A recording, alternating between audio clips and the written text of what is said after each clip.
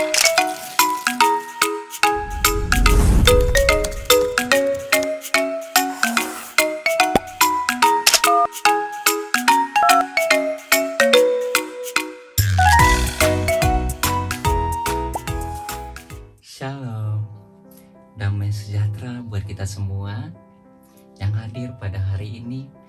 Sebelumnya saya ucapkan terima kasih banyak kepada Bapak, Ibu, saudara-saudara yang terkasih yang selalu memiliki kerinduan akan firman Tuhan, memiliki rasa haus, rasa lapar untuk mengikuti bacaan liturgi dan renungan setiap hari.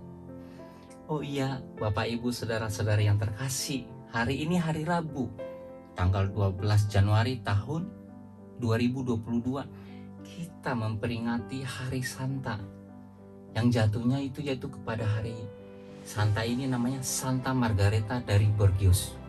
Yuk, kita simak ceritanya, saya bacakan ya. Santa Margareta dilahirkan di Troyes, Prancis pada tanggal 17 April tahun 1620. Tetapi melewatkan sebagian besar 80 tahun hidupnya di Montreal, Kanada. Margareta adalah anak ke-6 dari 12 bersaudara. Pada usianya yang ke-17 tahun, ibunya wafat dan Margareta mempunyai tugas untuk merawat adik-adiknya. Dan pada usianya yang ke-27 tahun, ayahnya meninggal dunia. Dan pada saat itu adik-adiknya udah tumbuh dewasa.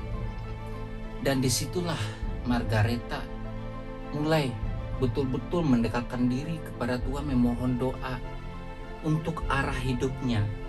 Apa tujuan hidupnya ke depan. Jadi Margareta itu memohon bimbingan Tuhan. Nah, pada waktu itu Gubernur Montreal, Kanada mengunjungi Perancis. Ia berusaha mencari guru-guru untuk dunia baru. Ia mengajak Margareta datang ke Montreal untuk mengejar di sekolah-sekolah dan di kelas agama. Margareta setuju. Margareta memberikan sebagian warisan dari orang tuanya kepada para anggota keluarganya yang lain. Mereka tidak dapat percaya apa yang telah dilakukan oleh Margareta. Dia sungguh-sungguh pergi ke seberang lautan, ke daerah yang masih primitif. Namun demikian, itulah yang Margareta lakukan. Ia berlayar pada tanggal 20 Juni tahun 1653 dan tiba di Kanada pertengahan November. Margareta memulai membangun kapel pada tahun 1657. Kapel itu dipersembahkan bagi Bunda Maria, penolong yang baik. Pada tahun 1658, ia membuka sekolahnya yang pertama. Margareta sadar akan kebutuhan untuk merekrut lebih banyak pengajar. Ia pulang ke Perancis pada tahun 1659 dan kembali bersama 4 orang rekan. Pada tahun 1670, ia pulang lagi ke Perancis dan kembali dengan 6 orang rekan. Perempuan pemberani ini menjadi biarawati pertama dari kongregasi Notre Dame. Ketika terjadi bencana kelaparan, Santa Margareta dan para biarawatinya membantu masyarakat di koloni tersebut agar bertahan hidup. Mereka membuka sebuah sekolah keterampilan dan mengajarkan kepada kaum muda bagaimana mengurus rumah tangga dan pertanian. Kongregasi Santa Margareta tumbuh dan berkembang. Pada tahun 1681 ada 18 biarawati. 7 diantaranya adalah gadis-gadis Kanada. Mereka membuka lebih banyak daerah misi dan 2 biarawati ditugaskan mengajar di daerah misi suku Indian. Santa Margareta sendiri yang menerima 2 perempuan Indian pertama yang bergabung dalam kongregasinya. Pada tahun 1693, Muerder Margareta menyerahkan kongregasinya kepada penerusnya. Superior yang baru adalah Muerder Mary Berbier, gadis Kanada pertama yang bergabung dalam kongregasinya. Regula Kongregasi Religius Santa Margareta diakui oleh gereja pada tahun 1698. Margareta melewatkan tahun-tahun terakhir hidupnya dengan berdoa dan menulis autobiografi. Pada hari terakhir dalam tahun 1699, seorang biarawati muda terbaring sekarat. Muerder Margareta memohon pada Tuhan untuk mengambil nyawanya sebagai ganti nyawa sang biarawati. Pada hari tanggal 1 Januari tahun 1700, biarawati muda tersebut sepenuhnya sembuh dari penyakitnya. Sebaliknya, Muerder Margareta menderita demam hebat.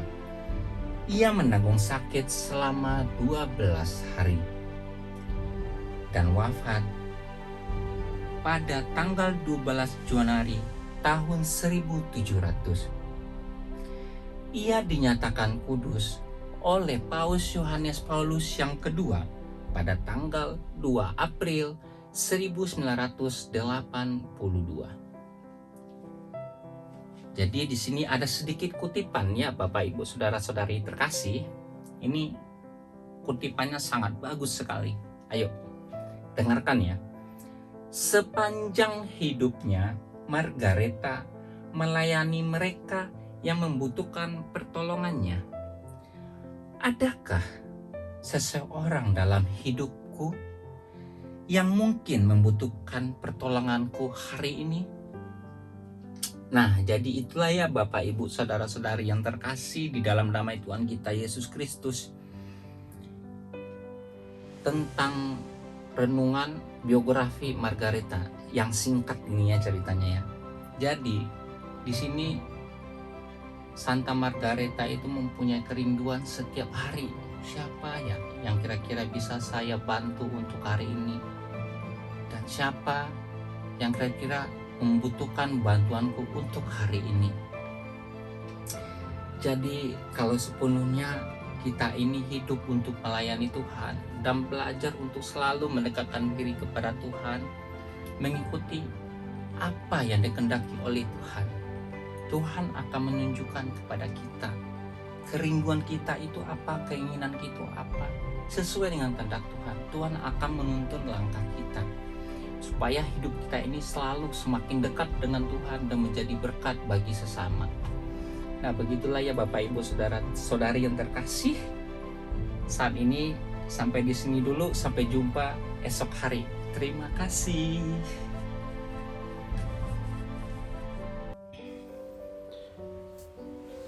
Hari ini hari Rabu, tanggal 12 Januari tahun 2022. Bacaan pertama diambil dari Samuel 3 ayat 1 sampai 10 dan ayat 19 sampai 20. Bersabdalah ya Tuhan, hamba-Mu mendengarkan. Samuel yang masih muda menjadi pelayan Tuhan di bawah pengawasan Eli. Pada masa itu, Tuhan jarang menyampaikan sabdanya. Penglihatan-penglihatan pun tidak sering terjadi. Pada suatu hari, Eli yang matanya mulai kabur dan tidak dapat melihat dengan baik, sedang berbaring di tempat tidurnya.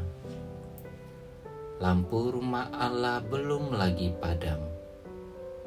Samuel telah tidur di dalam bait suci Tuhan, tempat tabut Allah. Lalu Tuhan memanggil, "Samuel, Samuel." Samuel menjawab, "Ya Bapa." Lalu berlarilah ia kepada Eli dan berkata, "Ya Bapa, bukankah Bapa memanggil aku?" Tetapi Eli berkata, "Aku tidak memanggil, tidurlah kembali." Samuel pergi dan tidur lagi. Dan Tuhan memanggil Samuel sekali lagi. Samuel pun bangun, lalu pergi mendapatkan Eli serta berkata, "Ya Bapa, bukankah Bapa memanggil aku?" Tetapi Eli berkata, "Aku tidak memanggil anakku, tidurlah kembali." Waktu itu Samuel belum mengenal Tuhan. Sabda Tuhan belum pernah dinyatakan kepadanya. Dan Tuhan memanggil Samuel sekali lagi untuk ketiga kalinya. Ia pun bangun, lalu pergi mendapatkan Eli serta berkata, "Ya Bapa, bukankah Bapa memanggil aku?" Lalu mengertilah Eli bahwa Tuhanlah yang memanggil anak itu. Sebab itu, berkatalah Eli kepada Samuel, "Pergilah tidur, dan apabila engkau dipanggil lagi, katakanlah, 'Bersabdalah ya Tuhan, hamba-Mu mendengarkan.'" Maka pergilah Samuel dan tidurlah ia di tempat tidurnya. Lalu datanglah Tuhan berdiri di sana dan memanggil seperti yang sudah-sudah, "Samuel, Samuel." Dan Samuel menjawab, "Bersabdalah ya Tuhan, hamba-Mu mendengarkan." Samuel semakin bertambah besar dan Tuhan menyertai dia. Tidak ada satupun dari sabda Tuhan itu yang dibiarkannya gugur. Maka tahulah seluruh Israel, dari dan sampai Beersheba, bahwa kepada Samuel telah dipercayakan jabatan Nabi Tuhan. Demikianlah sabda Tuhan. Syukur kepada Allah. Inilah Injil Tuhan kita Yesus Kristus menurut Markus. Dimuliakanlah Tuhan. Bacaan Injil diambil dari Markus 1 ayat 29 sampai 39. Sekeluarnya dari rumah ibadat di Kapernaum, Yesus dengan Yakobus dan Yohanes pergi ke rumah Simon dan Andreas. Ibu mertua Simon terbaring karena sakit demam. Mereka segera memberitahukan keadaannya kepada Yesus. Yesus pergi ke tempat perempuan itu, dan sambil memegang tangannya Yesus membangunkan dia. Lalu lenyaplah demamnya. Kemudian perempuan itu melayani mereka. Menjelang malam, sesudah matahari terbenam, dibawalah kepada Yesus semua orang yang menderita sakit dan yang kerasukan setan. Maka berkerumunlah seluruh penduduk kota itu di depan pintu. Ia menyembuhkan banyak orang yang menderita bermacam-macam penyakit dan mengusir banyak setan. Ia tidak memperbolehkan setan-setan itu berbicara, sebab mereka mengenal Dia. Keesokan harinya, waktu hari masih gelap, Yesus bangun dan pergi keluar. Ia pergi ke tempat yang sunyi dan berdoa di sana. Tetapi Simon dan kawan-kawannya menyusul Yesus. Waktu menemukan Yesus, mereka berkata, "Semua orang mencari Engkau."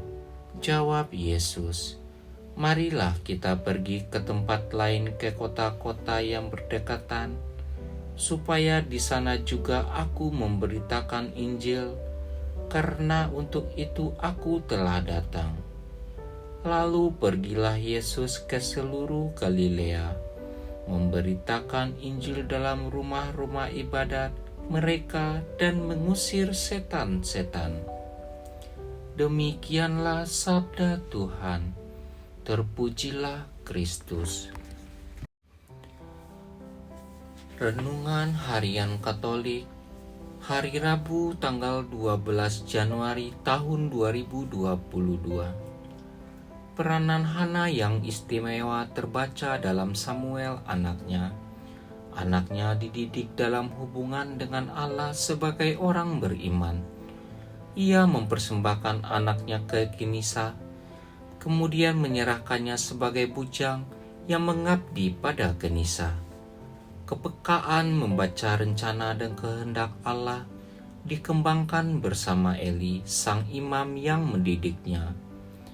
Ibu ini berperan besar dalam pendidikan dan pembinaan nilai-nilai religius bagi anaknya. Tidak mengherankan bahwa anaknya kemudian berani menyatakan kata-kata ini, "Bersabdalah ya Tuhan, hamba-Mu ini mendengarkan." Kesediaan untuk mendengarkan sabda Tuhan dipupuk oleh Ibu Hana. Hana juga menjadi gambar betapa rawan kehidupan perempuan. Ia dimadu meski tetap disayangi, namun situasinya tetap tidak menguntungkan. Ia dipandang sebagai objek reproduksi dan sering dalam pengertian sempit, melahirkan anak. Apakah seorang ibu hanya bisa dipahami demikian? Bukankah reproduksi hanya dipahami secara lebih menyeluruh dan luas? Peranan perempuan terletak di sini, menampilkan karya Allah yang menyuburkan, mendewasakan, dan mengembangkan.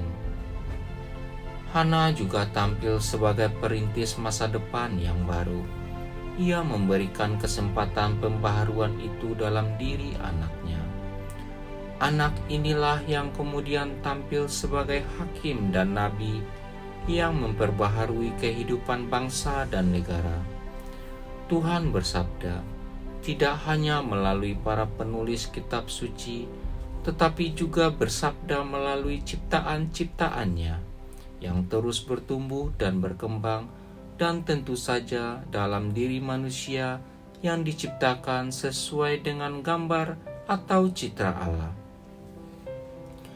Bila kita membaca buku atau majalah, dibutuhkan sikap mendengarkan atau kerendahan hati. Demikian juga setiap kali harus menghadapi hal-hal atau sesuatu yang baru.